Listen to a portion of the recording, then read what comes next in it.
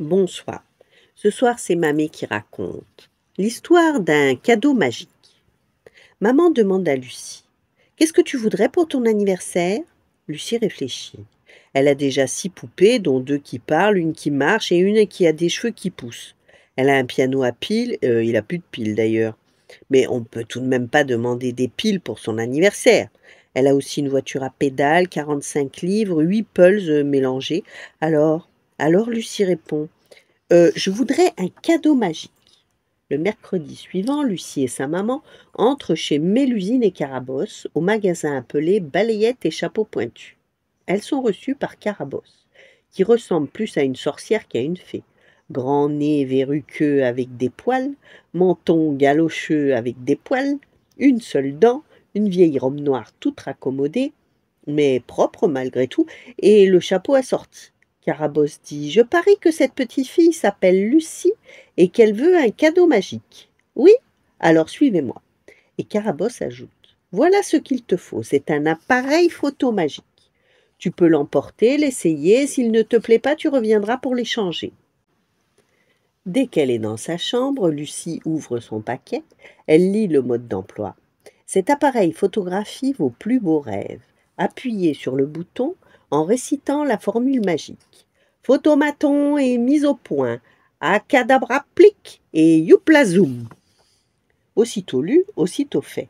Lucie pense très fort à la plage de ses vacances. Elle récite la formule magique, elle appuie sur le bouton et hop, l'appareil lui fait une très jolie photo de Mérinville plage avec parasol, sable jaune et grand soleil. Lucie dit à sa maman: Au bazar de Marinville plage, j'en achète d'aussi jolis pour 1,50 franc. Ce n'est pas assez magique, cet appareil photo. Pouvons-nous retourner au magasin? Cette fois, c'est Mélusine qui les accueille, peau de pêche et œil de biche, longue robe de soie bleu ciel.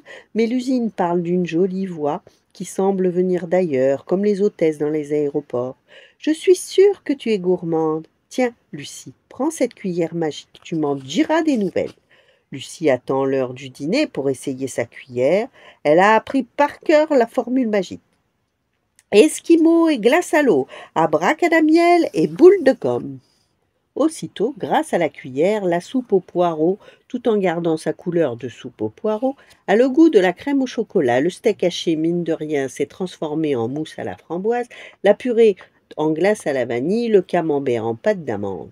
Lucie dit: Je n'en prendrai pas de dessert aujourd'hui, merci. Sa maman fronce les sourcils et elle dit: Nous rapporterons cette cuillère demain matin. Le lendemain matin, dans le magasin, Lucie explique: Je voudrais quelque chose de vraiment amusant. Mais Mélusine réfléchit. Et si je te prête ma propre baguette magique? Très fière, Lucie emporte donc la baguette avec un dictionnaire de formules. Elle ouvre une page au hasard et elle dit: Voyons, voyons. Gros orteil et fil d'Écosse, abracada, Pauline et youp la flotte. La baguette posée sur la commode lance un éclair. Lucie ouvre le premier tiroir, celui des chaussettes. Il est rempli d'eau glauque où pataugent des dizaines de crapauds. Lucie se dit: Oh, pas très réussi, essayons autre chose. Ferrari et potiron, abracadamobile et youp la courge. La baguette lance une étincelle vers une pauvre petite voiture qui n'avait rien fait et elle la transforme en melon. Lucie s'écrie: N'importe quoi, je vais rapporter cette baguette avant qu'elle ne me transforme en kangourou. Tout en se grattant le menton, Carabosse dit à Lucie: Tu es une cliente difficile, mais par les poils de mon menton, je trouverai la solution. Mais cette fois, Lucie se méfie. Elle refuse coup sur coup le tutu magique, les lunettes magiques, les patins à roulettes magiques. Alors Carabosse se fâche. Elle devient toute rouge, les verrues s'agitent sur son gros nez, elle commence à s'élever au-dessus du sol et elle se met à crier: Puisque tu n'es jamais contente, je vais te donner une machine à fesser. Tu verras bien si tu es toujours aussi exigeante. Lucie monte sur un tabouret et elle aussi se met à crier: Ce n'est pas de ma faute si vous ne vendez que des gadgets à 3 sous dans votre magasin de pacotille.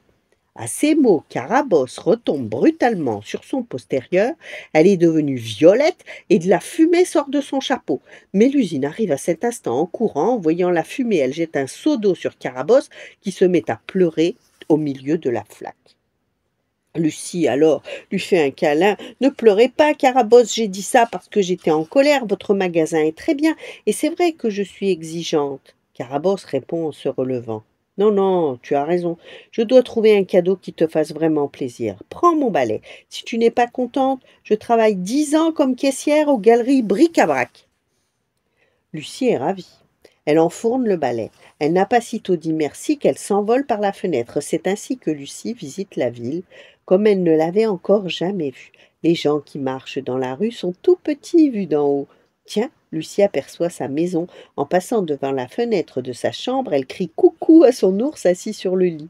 Elle survole l'avenue Gambetta, elle contourne la flèche de la cathédrale, elle frôle la cime des arbres du jardin, quand soudain elle entend un petit cri, comme une plainte, qui vient du toit là, en face. Lucie s'approche et elle découvre un petit chaton terrorisé qui s'agrippe au bord de la gouttière. Lucie dit bah, viens, Minou, viens, et elle l'attrape délicatement dans ses bras. Alors elle revient tout droit au magasin. Carabosse demande eh bien, Lucie répond merveilleux ce balai, pourtant je vous le rends. Grâce à lui, j'ai trouvé le plus beau des cadeaux. Et elle montre le chaton qui commence à ronronner. Lucie dit je l'appellerai magique, parce que. Mais elle ne termine pas sa phrase, car elle voit bien que la tête de Carabosse va se mettre à fumer. Elle s'en va prudemment, sans oublier de dire au revoir et merci. Maintenant, le mercredi, quand Lucie accompagne sa maman faire des courses, elle enfonce son bonnet sur sa tête et elle détourne la tête lorsqu'elle passe à la caisse des galeries Bric-à-Brac, car il lui semble que la caissière a une verrue sur le nez. Elle la regarde d'un drôle d'air. Voilà. Bonne nuit, faites de beaux rêves et à demain.